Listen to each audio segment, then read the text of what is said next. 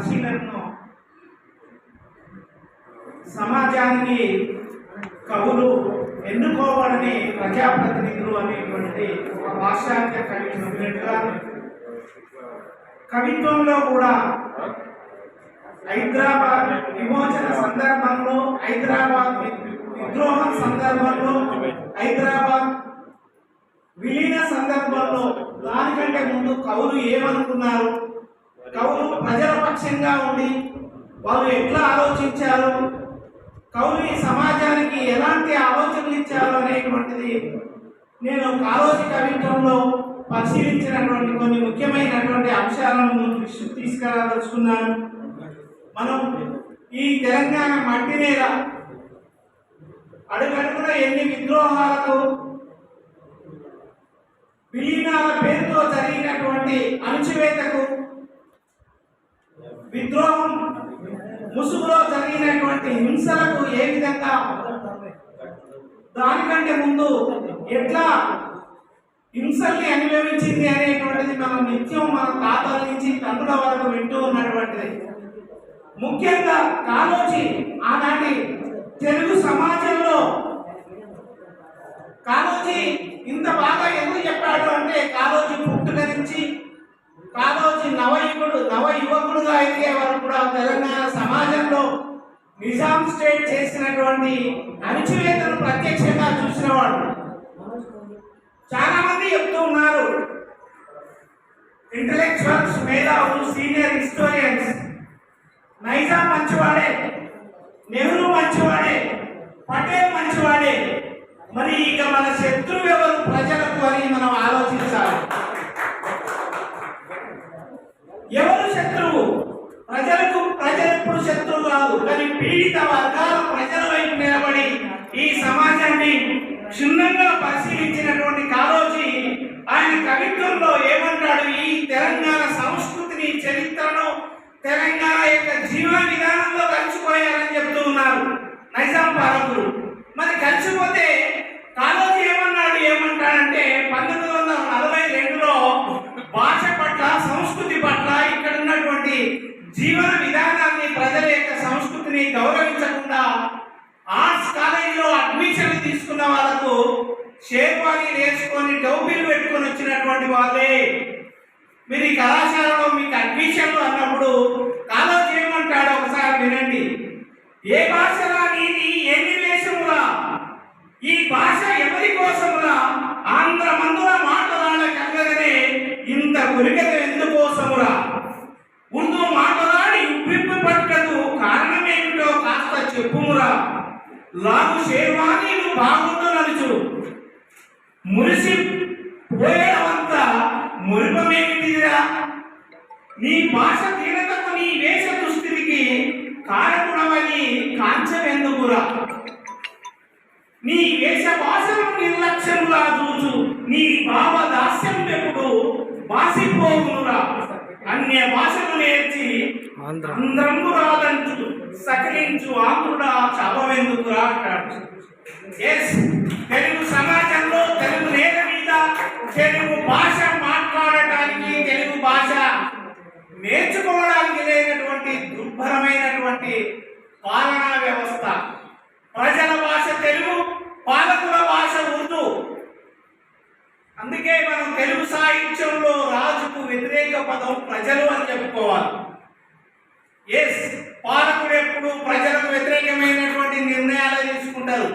ఆ సందర్భంలో కాళోజీ చెప్పినటువంటి మాటలు, నీవు తెలుగు భాష మాట్లాడడానికి ఎందుకు సిగ్గుపడుతున్నావని చెప్పి ఆ రోజు తెలుగు సమాజాన్ని, తెలుగు ప్రజల పక్షాన నిలబడి ప్రశ్నించినటువంటి ఆంధ్రుడు అనేటువంటి గేయంలో కాళోజీ యొక్క పాత్రను మనం అక్కడ అర్థం చేసుకోవచ్చు. 1944లో నల్గొండ జిల్లా కింద, ఇప్పుడు ప్రస్తుతం జనగామ జిల్లాలో బైరాంపల్లిలో ఒకే రోజు 120 మందిని ఊచకోత కోసినప్పుడు రాసినటువంటి సందర్భంలో ఇంకెన్నాళ్ళు అనేటువంటిది ఒక గేయం రాశారు కాళోజీ. 2-3 సార్లు బైరాంపల్లి, ఇప్పుడు వీర బైరాంపల్లి అని తెలుసుకుంటున్నారు ఆ గ్రామస్తులు. ఆ గ్రామంలో ఉన్నటువంటి మహిళల్ని, పురుషుల్ని ఏది అని చూడకుండా అప్పుడున్నటువంటి సర్కార్ అప్పుడున్నటువంటి సర్కారు యొక్క ప్రైవేట్ సైన్యం. మరి ఈ ప్రైవేట్ సైన్యం ఎవరు? ఒక మనిషిని మనం చూసినప్పుడు సమగ్రంగా చూస్తాం. గతితర్కిక భౌతికవాదం ప్రకారం తలను వేరుగా, చేతులను వేరుగా, కాళ్ళను వేరుగా చూడలేదు. పాలకుడు అన్నప్పుడు నీ కింద ఉన్న సైన్యాన్ని చూస్తారు, నీ కింద ఉన్న పరిపాలనలను చూస్తారు, నీకు సహాయం చేసేటువంటి వ్యక్తులను చూస్తారు. కనుక ఇవన్నీ కలిపితేనే ఒక రాజ్యం. ఆ రాజ్యం యొక్క ముఖంలో ఉండేటువంటి హింస, రక్తపాతాన్ని గమనించి రాసినటువంటిదే కవిత. ఇంకెన్నాళ్ళు నవయుగంబుల నాజీల వృత్తుల నగ్న నృత్యం ఇంకెన్నాళ్ళు, పోలీసుల అన్నను దౌర్జన్యాలు పోషణ పొందే నిర్ణయాలు. ఏ పాలకులు ఈ పోలీసు రాజ్యాన్ని పరిపాలించేది ఇంకెన్నాళ్ళు?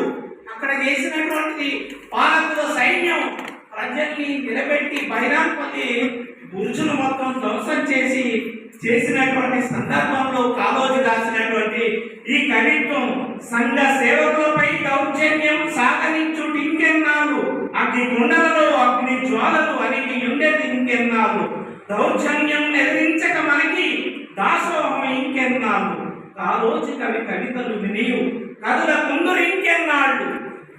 కాళోజీ అనేటువంటి వ్యక్తి ఆనాటి సమాజానికి ప్రజలు ఎన్నుకొనబడినటువంటి ఒక ప్రజాప్రతినిధి. అందుకనే కాళోజీని తెలంగాణ సమాజం ఎందుకు అంతగా గౌరవిస్తుందంటే ప్రజల పక్షం నిలబడేటువంటి కవులు.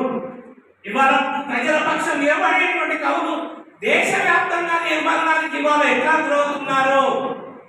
ఇవాళ దేశంలో చూసినట్లయితే సాయిబాబా 10 సంవత్సరాలు నిర్బంధ జైలు శిక్ష అనుభవించి చివరికి నిర్దోషిగా సుప్రీంకోర్టు చేత చెప్పబడి బయటకు వచ్చిన 6 నెలల్లో చనిపోయారు.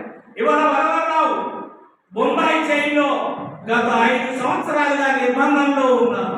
ఆ రోజు కూడా కాళోజీ ప్రజల పక్షం నిలబడి, దాశరథి ప్రజల పక్షం నిలబడి, గంగుల సాయిరెడ్డి తెలుగు భాషలో బోధించినందుకు, అరుగుల మీద కానిపడి తెలుగు పాఠాలు చెప్పినందుకు 1 ఏడాది జైలు శిక్ష అనుభవించాడు. ఇతను జనగామ జిల్లా జీడికల్లు సమీపంలోని గ్రామానికి చెందినటువంటి గంగుల సాయిరెడ్డి రాసినటువంటి తెలుగు కావ్యాలు ఉన్నాయి.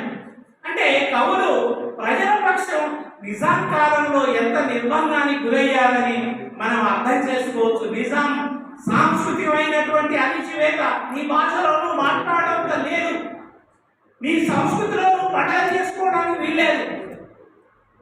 తెలుగు భాష ఆంధ్ర సారస్వత భాష ఉత్సవాలు వరంగల్ కోటలో నిర్వహించుకోవాలనుకున్నప్పుడు, వరంగల్ కోటలో పందిళ్లు వేసినప్పుడు వాటన్నింటినీ నైజాం సర్కార్ మూకలు ఆ పందిళ్లను తగలబెట్టారు. వాటిని అడ్డుకున్నటువంటి యువకులను కాల్చి పొడిచి చంపారు. ఆ సందర్భంలో కూడా కవి కాళోజీ ఏమన్నాడంటే, మన కొంపలాల్చిన, మన స్త్రీల చెరిచిన, మన పిల్లలను చంపి మనను బంధించిన మానవాదులను మండలాధీశులను మరచిపోకుండా గుర్తుంచుకోవాలి, కసి ఆరిపోకుండా బుసపట్టుచుండాలి, కాలము రాగానే కాటేసి తీరాలి, తిట్టిన నాలుకలను చేపట్టి కొయ్యాలి, కొంగు లాగిన వేళ్ళ కొరివిలో పెట్టాలి, కన్ను గీటిన కళ్ళ కాలాలు చల్లాలి, కాలము రాగానే కాటేసి తీరాలి. ప్రజలుగా మనం వేచి చూస్తాం. ప్రజలకు ఒక రోజంటూ వస్తుంది. ప్రజాస్వామ్యంలో ఓటక్కుతోని కాటేసి తీరుతారు. విప్లవోద్యమంలో తమ ఆయుధాలతోని ప్రజలు సమాధానాలు చెప్తారు. ఇది నాకు ఇచ్చినటువంటి చిన్న అవకాశం. ఎక్కువగా మాట్లాడితే కూడా చాలా కోటి మిత్రులకు కోపాలు వస్తాయి కనుక thank you. Thank you very much sir. మీలాంటి మిత్రులతో కలిసి మాట్లాడే అవకాశం వచ్చినందుకు. కాళోజీ కవిత్వాన్ని చదవండి, సమకాలీన సాహిత్యాన్ని చదవండి. సాహిత్యమే సమాజాన్ని దిశానిర్దేశం చేయగలిగేటువంటిది. చరిత్రను కూడా, వాస్తవ చరిత్రను చదవండి. సమాజంలో అందరూ మంచి వాళ్ళు ఎప్పుడు కాదు. పాలకులు పీడకుడైనప్పుడే ప్రజలు తిరగబడతారు.